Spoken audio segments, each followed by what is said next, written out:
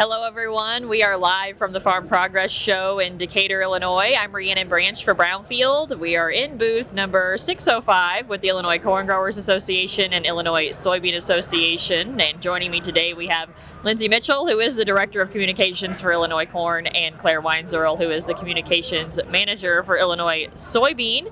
Today, we're going to talk a little bit about consumer engagement, and you folks are definitely tied to that within your organizations. A campaign that has been going on this year is called We Are the 96%. And so I'll have you guys just start by explaining what that campaign is all about. I'll start that one.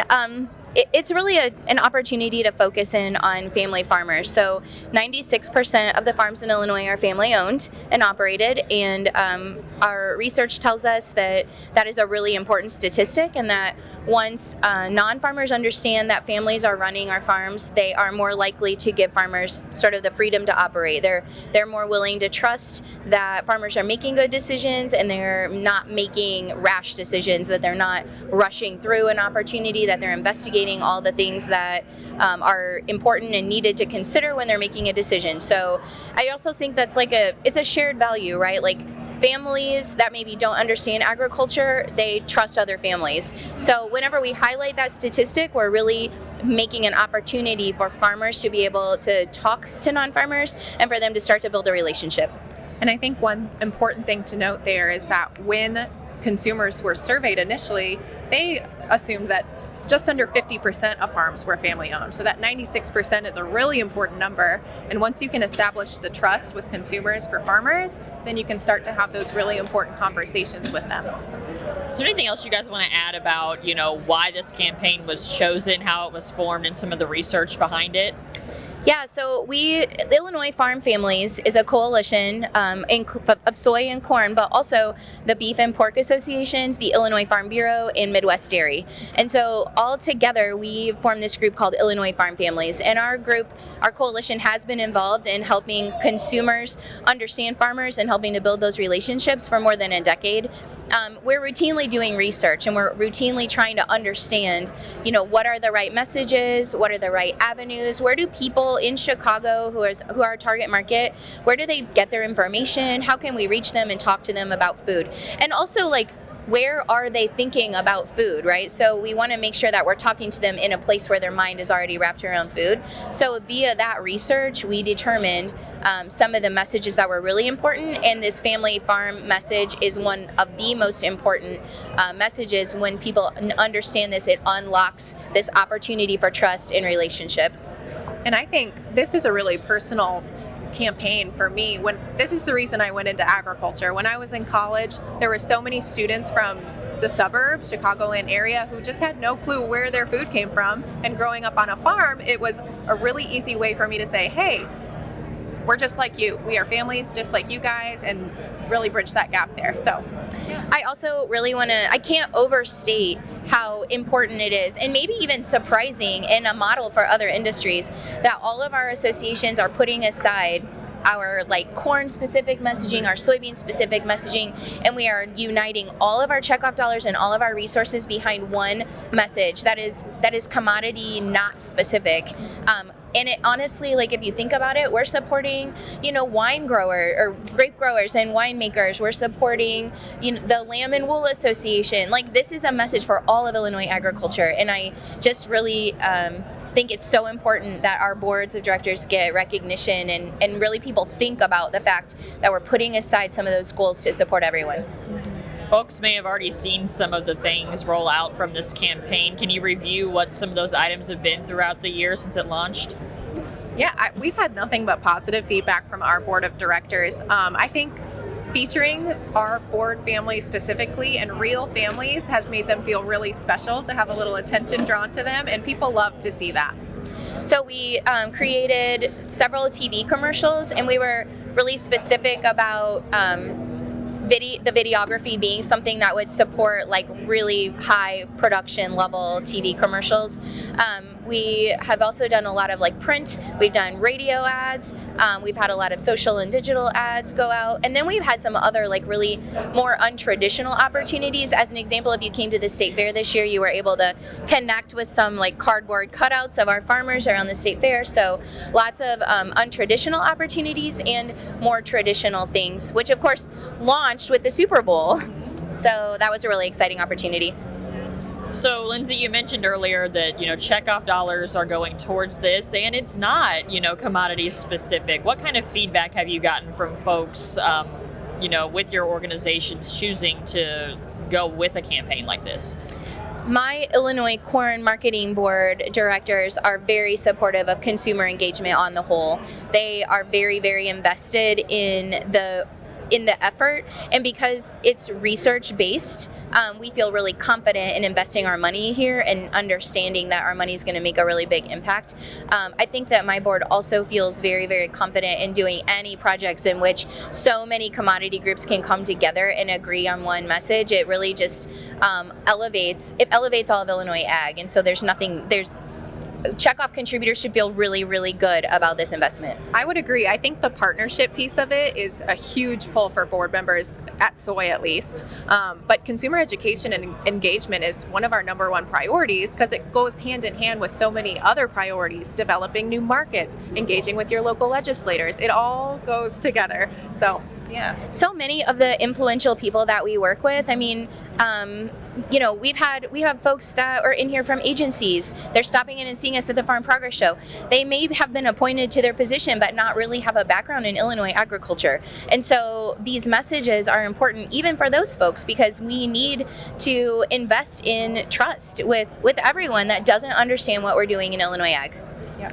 This statistic, the 96% in this campaign as a whole, how do you feel like, has it changed perspectives for anyone, whether that be the consumer or, the farmer who now realizes like, hey, I didn't realize, consumers thought that way about us. Has it changed perspectives on that front? I think so, for sure. I think there's a lot of negativity regarding agriculture in the media. People think that farmers are corporate owned and these big businesses, but really they're families just like you and I. I think one of my favorite things that a farmer said during the filming of this campaign was from Kaylee Heap, who's like a specialty crop farmer with pumpkins and sunflowers and a lot of fun opportunities and great photo shooting, frankly. But she made a comment about how families are big, and if you have a family-owned business and you want to bring back 2 or 3 kids, and you've still got grandma and grandpa involved, and maybe dad and his brother or sister, and then you want to bring your kids in, like, you have to build a bigger business in order to bring the family back. But bringing the family back is exactly what we're talking about. Like, that it's still a family farm, and it might look larger, but it's just trying to support a large number of families. Right.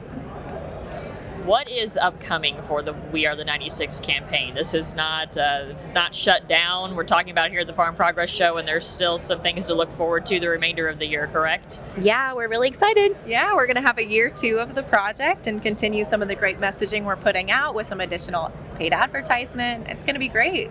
Also, Claire and I are working together on sponsoring the Illinois High School Association's the football championships. It's called Fueling the Football Championships. So as a part of that, we provide fuel gift cards to some of the schools that are traveling a long distance, but we're going to tie in this year family farmers, like family farmers maybe being able to deliver those fuel gift cards and then using the assets from the campaign to bring this message to any of those folks. And what's interesting about that to me is that often some of those very large schools in Chicago are the ones coming to Bloomington to play, and those, I'm not a big sports fan, but those like, bigger schools like Class A or whatever those numbers are, like they're coming to play those games. So we're getting that audience down to Bloomington, but then also we've got really small schools and farmers who get to experience this campaign too. Yeah, and if you're like me, you know so many farmers in rural areas who are just obsessed with their high school football team. So it's going to be a good campaign too. Sure. And then we're also working on a partnership with Casey's. Right. So we're really excited about this opportunity to co-brand a lot of pizza boxes with Casey's. Casey's is in nearly every rural community. I feel like you can't drive very far without finding a Casey's, and so not only is it a great opportunity to bring the campaign to farmers in rural areas and folks that don't understand ag in rural areas, but also, I mean, I'm living right in the center of Bloomington Normal, and I have a Casey's right down the road from me. So there's a lot of people in Bloomington Normal that don't understand agriculture. We're really excited for that partnership. And what was that partnership again? A logo on the box? Yep. Yeah, we'll basically be having our ads with our families that are featured in the campaign on the top of the box. I will look forward to that. I'll have to go get me a Casey's. Buy a lot of pizza.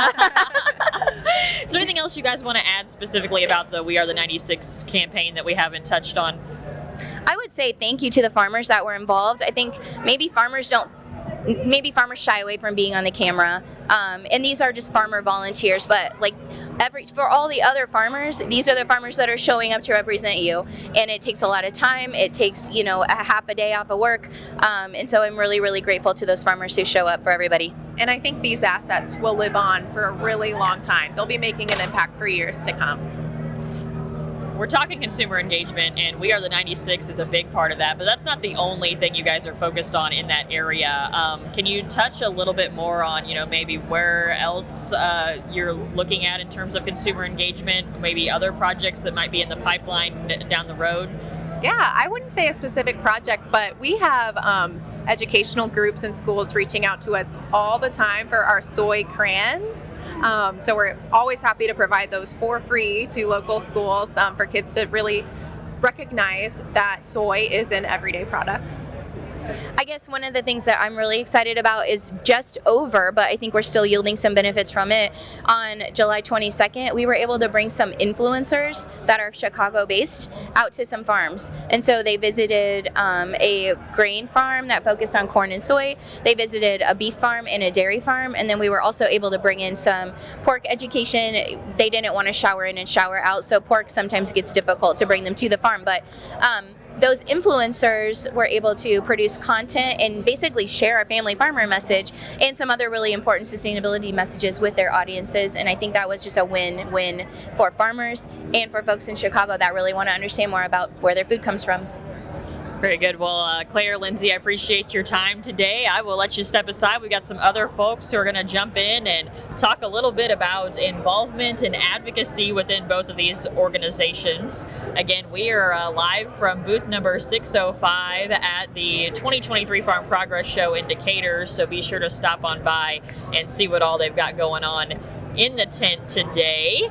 Well, we've got a new set of speakers here. Hopefully I don't hammer them with too hard questions, but we've got Caitlin Gilbert, who's with the government relations team with ISA, and Rob Elliott, who is Illinois Corn Marketing Board Director. How are you guys doing this morning? We're doing great. How are you? Doing well. Enjoying the show. Yes, and beautiful weather this week Beautiful as well. Weather. Can't complain there. Well, like I said, we want to talk about involvement and advocacy, but first I'd like to maybe just touch on and recap what some of you guys' legislative priorities, or maybe just priorities in general, are for each of your organizations as we move past the Farm Progress Show. What are you guys keeping an eye on? Well, it's the year of the Farm Bill, so I think everybody's eyes are on the Farm Bill this year. But within the state, I think people are really thinking about estate taxes, things that are hitting people right in their homes. We had a chance at passing some legislation this year at the state level that maybe would have helped lower that estate tax threshold. However, there were some snafus with the budget, particularly around Medicaid. So we're looking to next year to maybe get some more fair estate taxes in the state for our farmers. But that being said, all eyes are on the Farm Bill this year. Very similar on Farm Bill. Obviously, it's near term, something that's going to happen, or hopefully going to happen sooner rather than later. So that's high on the radar. Components of that, probably crop insurance, are high priority, and as well some that don't often get thought about, MAP and FMD funding for helping to fund exports. So Farm Bill is certainly a big deal, but on the heels of that, certainly for us over the last couple of years, has been this Next Generation Fuels Act, which we've talked about an awful lot, but certainly its ability to level the playing field for corn-based ethanol, biofuels in general, set the stage for the next generation of fuels that our country uses. It could be very critical and important to kind of solve some of the issues that are standing in our way as we look to keep corn grind going into the future. Well, some of our previous interviews this week have focused on some of those priorities, and what I want you guys to do is kind of highlight the importance of being involved and how the organizations kind of help make those a priority and help advocate for the farmers. So I guess we'll start, Caitlin, from the staff perspective, what is the importance of farmers being involved with both of these associations? Well, we like to say that no one can tell your story but you, and if you don't tell your story, somebody else will. And so whether you're in Springfield or Washington, D.C., having members that are active, that are from the farm, telling the farmer's story about what impact this legislation has, there's nothing more important than that. I work in government relations. I could talk about legislation and policy all day, but the story is really the core of our work and the core of what will move the country forward in terms of agricultural legislation. Rob, you've been involved for a while. From your experience, what is the benefits of being involved and advocating on this front? Well, certainly our world is ruled by those that show up, but a lot of times showing up is not enough.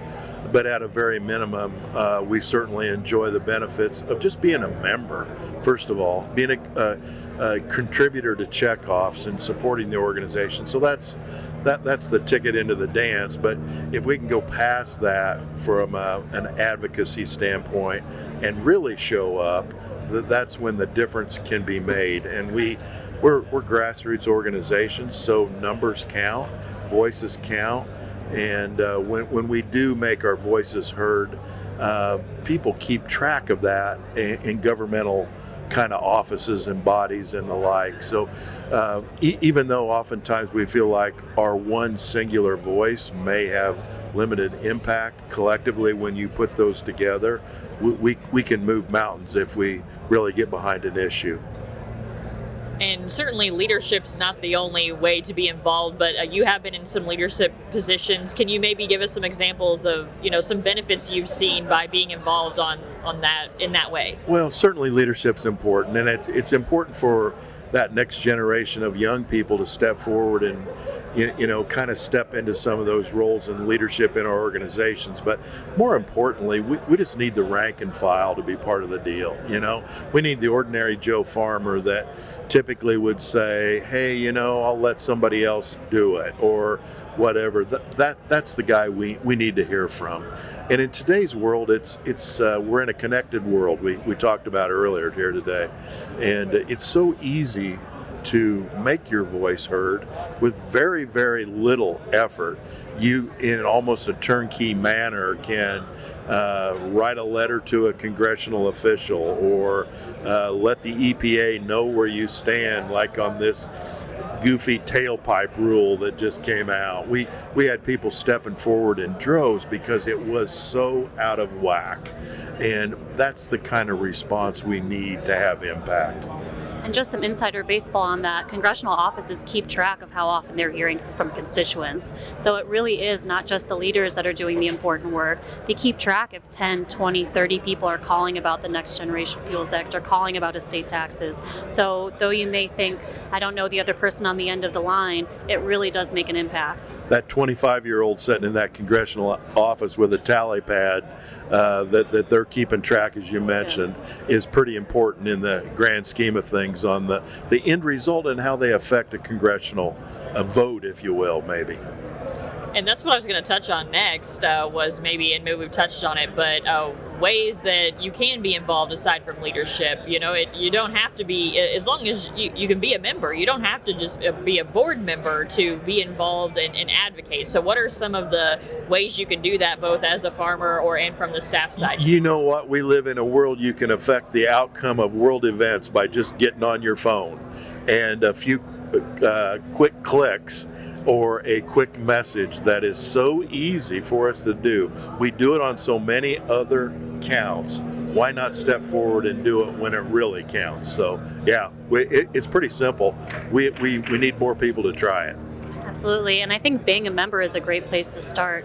The issues are broad and large, and it's really big and scary to try and figure out how exactly do I tackle something as big as the Farm Bill. Our members are on the front lines of receiving trusted information on how they can affect the outcome of this game. And so when you sign up to be a member, for example, with the Illinois soybean growers, you're getting messages from our teams all the time saying, hey, this bill's on the docket, we like it or we don't like it. Here are the 3 steps you're going to take to email your Congress member and let them know what you think. You talked earlier with Lindsay and Claire, I think, about telling your story and the value of a story.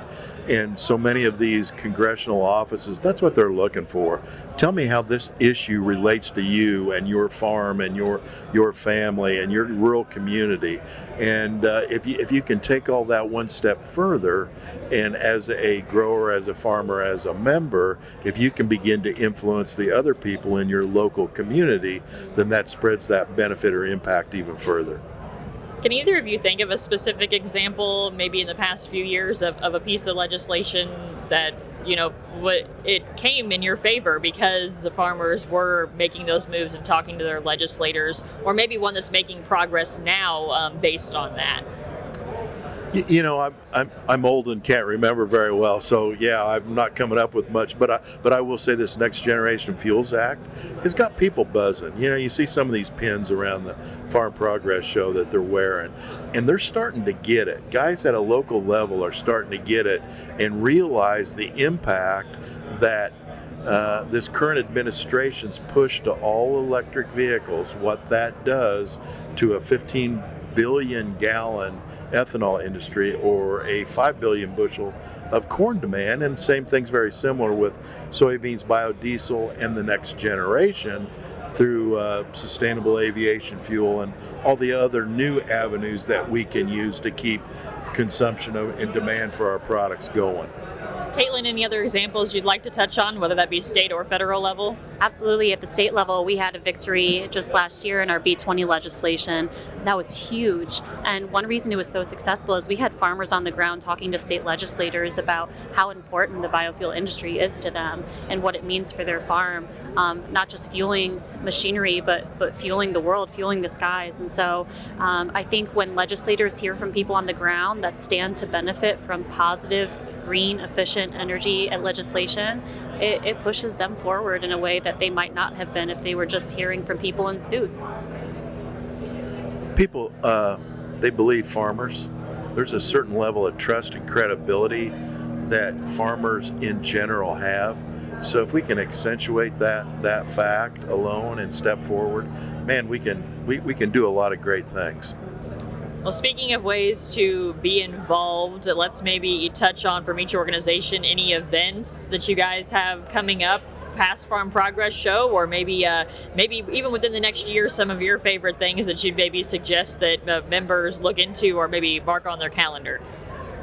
Well, the first way you can find out about events is just becoming a member, right? We've had a lot of great events this year, including town halls where we were hearing directly from farmers about the issues that matter to them. But coming up at the end of January, we're having a member reception. And I think it's going to be really important for members to attend, simply for the camaraderie and to meet each other and learn about the issues that are affecting their neighbor. Certainly a lot of opportunities to connect with the membership out there. Certainly after harvest, early or mid-November is the annual meeting for Illinois corn growers, which is always an important policy as well as information event. But past that, as we get into spring, certainly for soybean folks and corn alike, Commodity Classic is a huge event for all the commodity organizations. So those are a couple, but I would say the opportunities are ongoing. At that ilcorn.org, there's plenty of information. There's ways to get an unbiased news source that comes across. There's even YouTube TV channels that you can go to, and the way we get our news is much different today than maybe it used to be. So the opportunities for good information are there. Anything else either of you would like to add about involvement or advocacy that we didn't touch on? I just want to thank every farmer that has gotten involved, and I look forward to meeting the farmers that want to be involved.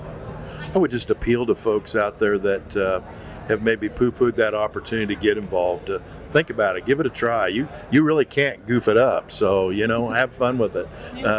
Try to have a little impact, and thank you to Brownfield and folks like you guys that we couldn't do it without you. So certainly your advocacy or telling the message is pretty important.